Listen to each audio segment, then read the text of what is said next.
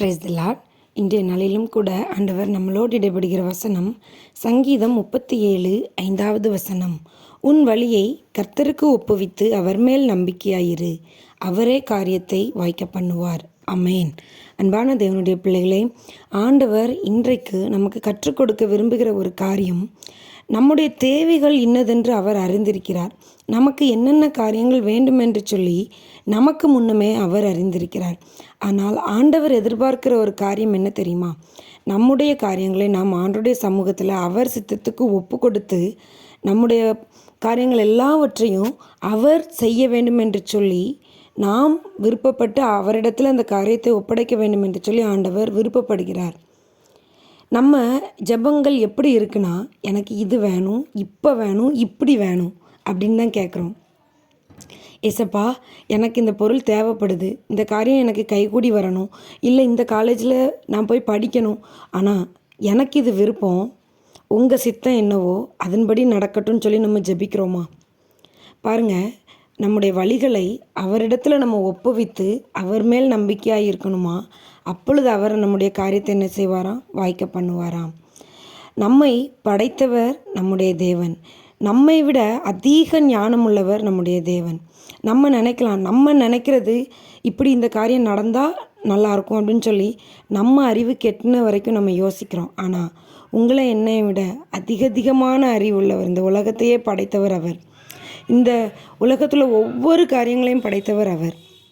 அவரை விடவா நம்மளுடைய காரியங்களை நமக்கு ஒழுங்குபடுத்த தெரியும்? இல்லை. நம்மளுடைய ஜெபங்கள் எப்படி இருக்கணும், நம்முடைய விண்ணப்பங்கள் வேண்டுதல்கள் எப்படி இருக்கணும்? ஆண்டவரே, என்னுடைய காரியங்கள் எல்லாவற்றையும் உம்முடைய கரத்தில் நான் கொடுக்குறேன், என்னுடைய தேவைகள் எல்லாவற்றையும் நான் உம்முடைய கரத்தில் கொடுக்குறேன், நீங்கள் பார்த்துக்கோங்க, உங்களுடைய சித்தப்படி என் காரியங்கள் நடக்கட்டும், உம்முடைய சித்தப்படி என்னுடைய வாழ்க்கையில் நடக்கிற எல்லா செயல்களும் நடக்கட்டும். எனக்கு இது விருப்பம், அதுக்காக நாங்கள் ஆசையே படக்கூடாதா, நான் விருப்பப்படக்கூடாதா அப்படின்னு சொல்லி நம்ம யோசிக்கலாம். அது தப்பே இல்லை. ஆனால் நம்ம கேட்டது தான் வேணும், நமக்கு கேட்டது மட்டும்தான் வேணும் அப்படிங்கிறது இல்லை. நம்முடைய காரியங்களை எல்லாவற்றையும் ஆண்டோடைய கரத்தில் நம்ம ஒப்பு கொடுத்து செஞ்சோன்னா, நீங்கள் எதிர்பார்க்கிறத விட பல மடங்கு நன்மையானதை தரதுக்கு அவர் சித்தமுள்ளவராக இருக்கிறார். இப்போது உங்களுக்கு தேவை இப்போ ஒரு 1 லட்ச ரூபான்னு வச்சுக்கோங்களேன். உங்களுக்கு ஒரு 10 லட்ச ரூபா கொடுக்கணுன்னு ஆண்டவர் விருப்பப்படுறாரு. நீங்கள் எனக்கு இந்த 1 லட்ச ரூபா வேணும், இன்னைக்குள்ளே வேணும், இப்படி வேணும், இப்போ உடனே வேணும்னு கேட்டு உங்களுடைய விருப்பத்துக்கு நீங்கள் செய்யும் பொழுது நீங்கள் கேட்டது ஆண்டவர் கொடுத்துருவார். ஆனால் அவர் உங்களுக்கு தரணும்னு வச்சுருந்ததை நம்ம என்ன செஞ்சுருவோம்? இழந்து போயிடுவோம். என்றைக்குமே நம்முடைய வாழ்க்கையில் உள்ள ஆசீர்வாதங்களுக்காக இருக்கட்டும், இல்லை நம்ம தேவைகளுக்காக இருக்கட்டும், பிளான் போடுறது நம்மளாக இருக்கக்கூடாது, ஆண்டவராக இருக்கணும். ஏசப்பா, என்னுடைய காரியங்கள் எல்லாம் உம்முடைய கரத்தில் இருக்கிறது, என்னுடைய காலங்கள் எல்லாம் உம்முடைய கரத்தில் இருக்கிறது, நீங்கள் பார்த்துக்கோங்க, உங்கள் திட்டப்படி உங்கள் சித்தப்படி எனக்கு நடக்கணும்னு சொல்லி நம்முடைய காரியங்கள், நம்முடைய வழிகளை எல்லாவற்றையும், நம்ம நடக்கிற வழிகளை எல்லாம் ஆண்டோடைய கரத்தில் ஒப்பு கொடுத்தோன்னு சொன்னால், நீங்கள் நினைக்கிறத விட பல மடங்கான ஆசீர்வாதத்தை ஆண்டவர் உங்களுக்கு கொடுக்க அவர் சித்தமுள்ளவராக இருக்கிறார். அவருக்கு அதுதான் பிடிக்கும். நம்மளை அதிகமாக ஆசீர்வதித்து பார்க்குறது அவருக்கு பிடிக்கும்.